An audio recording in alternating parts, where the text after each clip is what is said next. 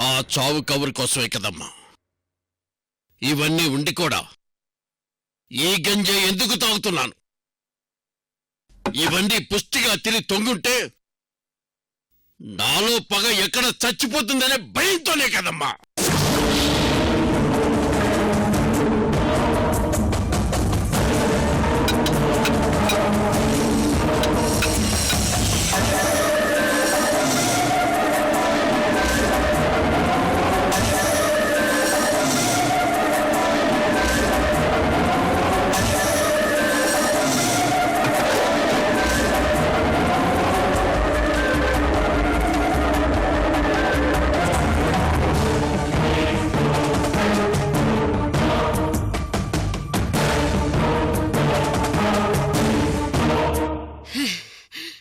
ఏమైంది శివయ్య?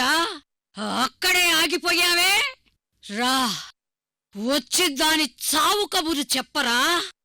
ఆనందంగా విని కడుపు నిండా తిని కమ్మగా పడుకుంటాను. శివయ్య, అర్చన చచ్చింది కదూ? చావలేదయ్యా. మీరు ఏర్పాటు చేసిన ఫైటరు అమ్మాయి గారి చేతిలో ఓడిపోయాడు.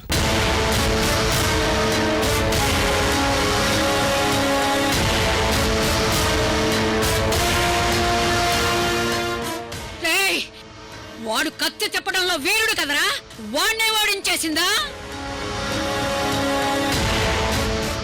మన వాడు వీరుడిలాగే ఫైట్ చేశాడమ్మా. కానీ అమ్మాయి గారు ఝాన్సీ లక్ష్మీబాయిలాగా ఫైట్ చేశారు.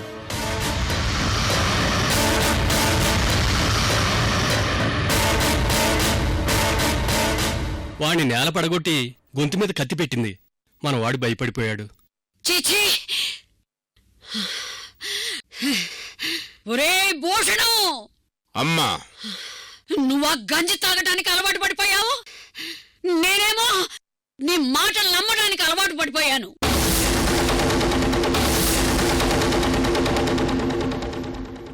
రేయ్, నాది 50 ఏళ్ల పగరా. నా రక్తంతో పుట్టిన నువ్వే నా పగను తీర్చి నాలో మండే మంటల్ని చల్లారుస్తావనుకున్నాను. కానీ నాకు ఇప్పుడిప్పుడే అర్థమవుతుందేంటంటే నా పగని నువ్వు తీర్చలేవేమోనన్న అనుమానం ఇప్పుడే మొదలవుతుంది.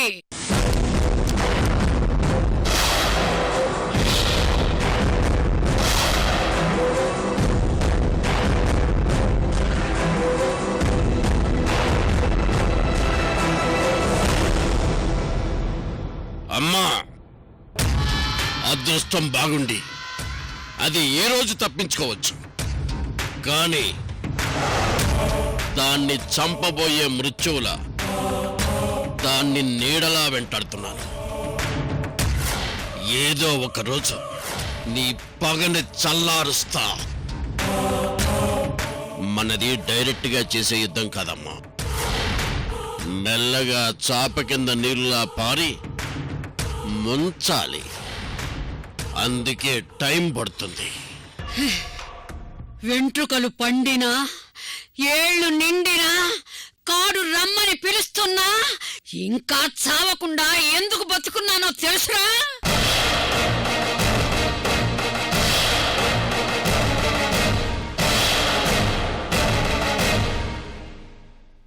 అశోకవర్మ వంశాన్ని నాశనం చేసి నా మనవణ్ణి ఆ ఆస్తికి వారసుణ్ణి చెయ్యాలని ఇంతవరకు నువ్వు చెప్పింది వింటూ వచ్చాను. కాని ఇప్పటినుంచి నేను చెప్పింది వింటూ చెప్పింది చెప్పినట్టుగా చెయ్యి. ఆ అశోకవర్మ ఎలా అంతం కాడో నేను చూస్తాను.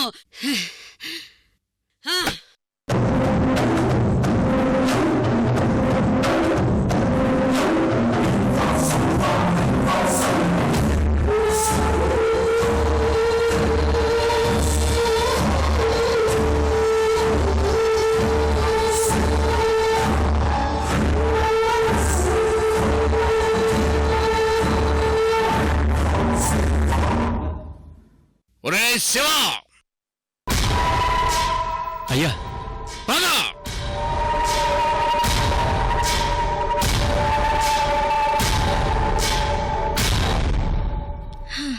వీళ్ల చేత భగవద్గీత చదివించాల్సిందే.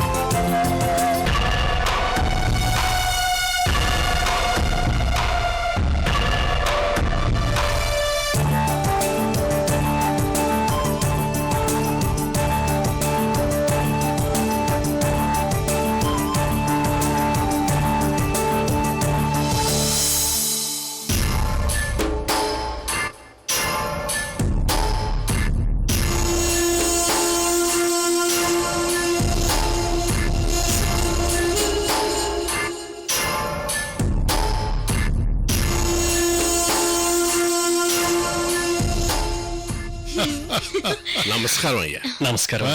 నమస్కారం. నమస్కారం అంకుల్. కూర్చోవయ్యా.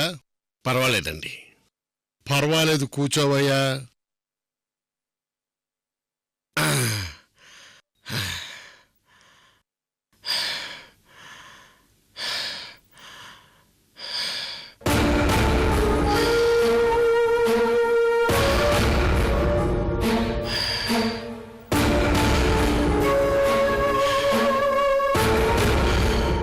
ఏంటి అంకుల్, ఏదో కంగారులో ఉన్నట్టున్నారు? అలాంటిదేమీ లేదమ్మా. ఈ మధ్య బ్రెయిన్ సహకరించినట్లుగా బాడీ సహకరించడం లేదు. బీపీ, షుగర్తో పాటు ఆయాసం కూడా వచ్చింది. దాంతో కంగారు మొదలైంది. అలాగా? మరి మెడిసిన్ ఏమైనా వాడుతున్నారా? అబ్బే లేదండి, అది మెడిసిన్ తగ్గే జబ్బు కాదు.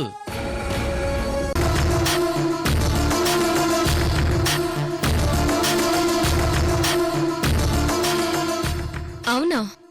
మరేం వాడుతున్నారు? అంటే ఇంగ్లీష్ మందులకి తగ్గేది కాదమ్మా, ఆయుర్వేదిక్ మెడిసిన్ వాడితే తగ్గుతుందని చెప్పాడమ్మా డాక్టరు. అవునమ్మా, ఇక మీదట ఆయుర్వేదమే వాడదామనుకుంటున్నానమ్మా. అలాగా? ఏదో ఒకటి త్వరగా వాడండి అంకుల్. మీరు మరీ ఏం కాదు కదా. యంగ్ కాదు, పెద్ద దొంగ. మిమ్మల్ని మీ ఆస్తుల్ని తినందే ఈయన రోగం బాగవదు. నువ్వన్నది కరెక్టేనమ్మా.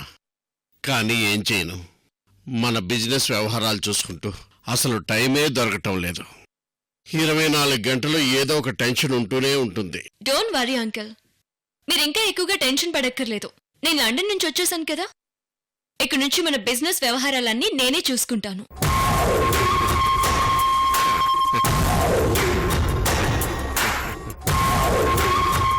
దోల తీరింది. ఇవ్వాల్సిన దానికంటే ఎక్కువ బిల్డప్లు ఇస్తే ఇలాగే ఉంటుంది. ఇంకా నువ్వు అమ్మాయి గారిని చంపడం కాదురా, ఎప్పటి నుండి అమ్మాయి గారే నీకు గంటకోసారి షాక్ ఇచ్చి చంపుతూ ఉంటారు. మీరు హాయిగా రెస్ట్ తీసుకోండి. పని చేసి వర్క్కి బాగా అలవాటు పడిపోయారు కదా. ఎప్పుడైనా బోర్గా ఫీల్ అయితే తాతయ్య గారితో కలిసి ప్లేయింగ్ కార్డ్స్ ఆడుకో. అంటే రిటైర్మెంట్ అమ్మాయి గారు?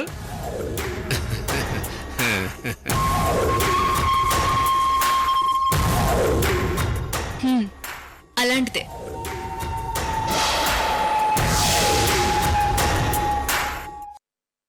మీరు తాతయ్య గారు నాకు 2 కళ్ళ లాంటి వారు. మీరుండి బిజినెస్ వ్యవహారాలన్నీ చూసుకోవడం వల్లే నేను లండన్కి వెళ్ళగలిగాను. మీ వల్లే మా అమ్మా నాన్నల కోరిక తీర్చగలిగాను. నాకింత వయసు వచ్చి కూడా మీ ఇద్దరిని హ్యాపీగా చూసుకోకపోతే ఎలా చెప్పండి? నువ్వన్నది 100కి 100 పాళ్ళు కరెక్టేనమ్మా. కానీ సొంత బిడ్డలపై పెంచుకున్న ప్రేమ కంటే ఎక్కువ ప్రేమతో మన బిజినెస్ వ్యవహారాలన్నీ చూసుకుంటూ వచ్చాను. ఒక్కసారిగా వాటి నుంచి దూరం కావాలంటే మనసులో కొంచెం బాధగానే ఉంటుంది. మీ నీతి నిజాయితీ మిమ్మల్ని ఇలా మాట్లాడిస్తున్నాయని నాకు తెలుసు అంకల్. కానీ పరిగెత్తే ప్రపంచంతో పరిగెత్తే వయసు మాది. ఇంకా ఈ జనరేషన్లో కూడా మిమ్మల్ని మాతో పరిగెత్తించడం మంచిది కాదు.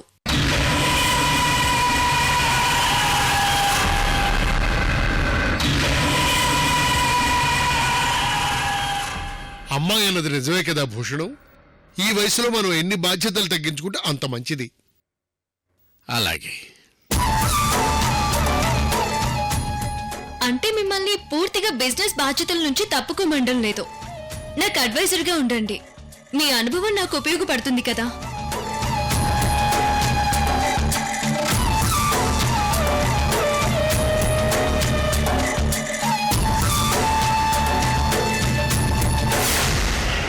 ఏమంటారు అంకుల్?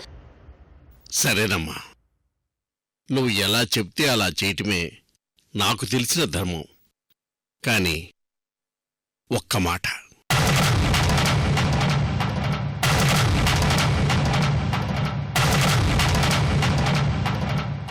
మీరు ఈ బిజినెస్లో పడి జాగ్రత్తగా ఉండటం మాత్రం మర్చిపోవద్దు. మనకి శత్రువులు చాలామంది ఉన్నారు. అవకాశం చూసుకుని మన మీద అటాక్ చేస్తారు. ఓకే అంకుల్, నాకేం పర్వాలేదు. నా గురించి మీరేం భయపడొద్దు. నాకు మరీ అంత ప్రాబ్లం అనిపిస్తే నన్ను సేవ్ చేయడానికి మీరున్నారు కదా.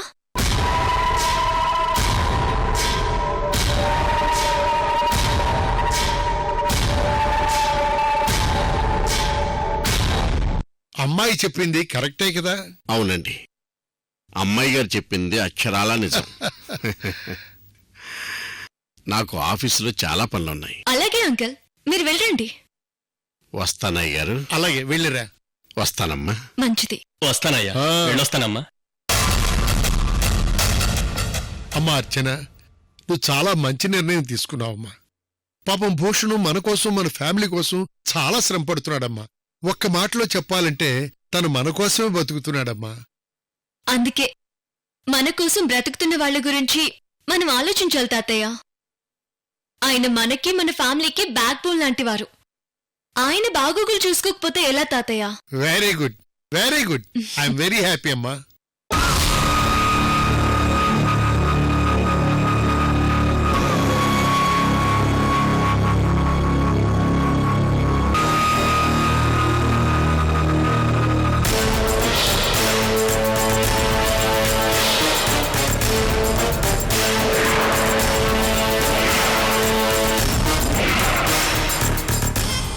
ఏమైంది సార్?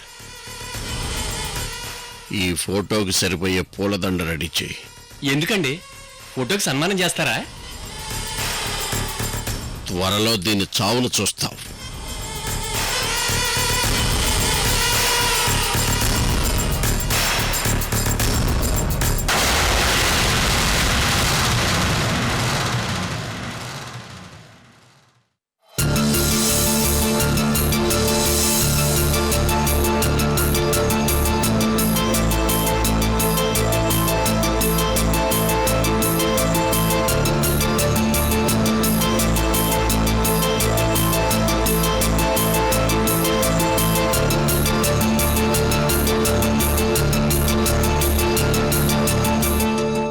సీను, మనకంటే ముందు నలుగురున్నారా? ఉద్యోగాలన్నవి మనొక్కరినే పిలిచిస్తారనుకున్నావా?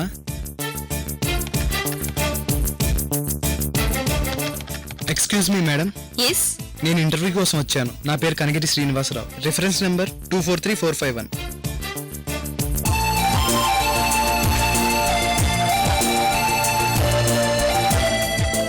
Ma'am, my name is Mulakala Ravindranath and my reference number is F463543. Please sit there. I will call you. Thank you, ma'am.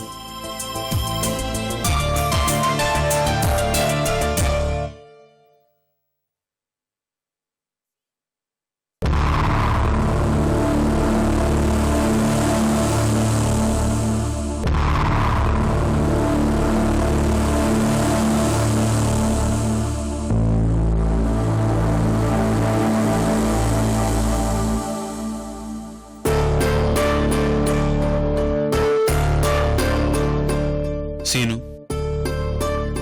ఎంతమంది అటెండ్ అయినా ఈ ఇంటర్వ్యూలో నువ్వు షూర్గా సెలెక్ట్ అవుతావురా?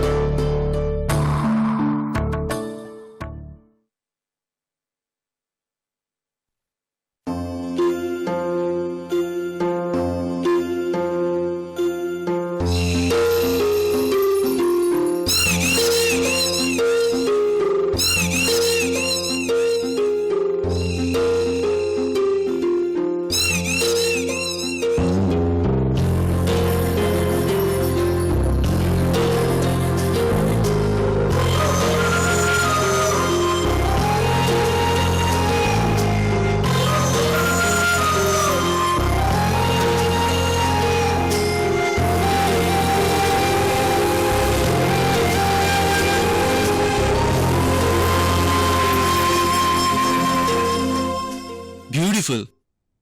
చాలా బాగుందిరా అమ్మాయి. నీలెవరా?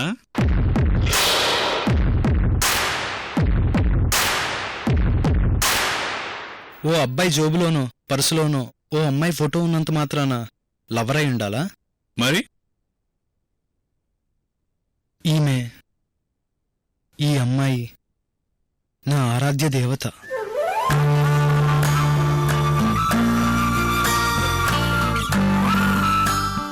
అవును రవి, 3 ఏళ్ల క్రితం వరకు ఇద్దరం చాలా హాయిగా సరదాగా తిరిగేవాళ్ళం. చాలా విషయాలు మాట్లాడుకునేవాళ్ళం. చాలా అద్భుతమైన మెంటాలిటీ అమ్మాయిది. ఇంతకీ ఎవరి అద్భుతమైన అందమైన అమ్మాయి?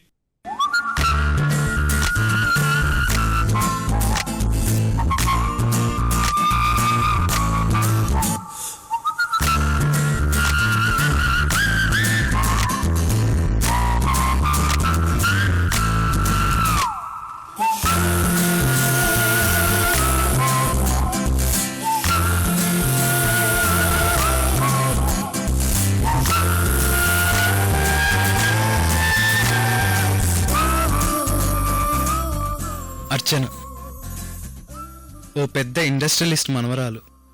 వాట్? ఇండస్ట్రియలిస్ట్ మనవరాలా?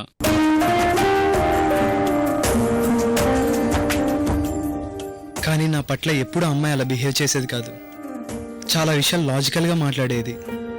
పెద్దవాళ్ళంటే తనకి చాలా ఇష్టం, మోసగాళ్ళంటే మంట. నా ఆలోచనల మైండ్ వేవ్ లెంత్తో ఆ అమ్మాయి థింకింగ్ కరెక్ట్గా మ్యాచ్ అయ్యేది. ఒక విధంగా ఆమె ఎప్పుడు ఇన్స్పిరేషన్గా ఉండేది. అందుకే నా ఆరాధ్య దేవత అన్నాను.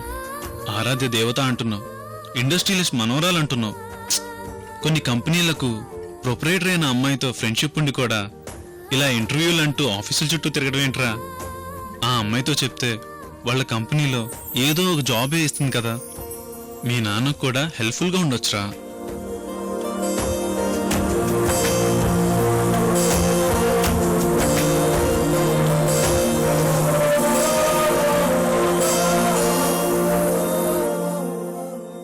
మూడేళ్ల క్రితం తన పై చదువులకి లండన్ వెళ్ళింది.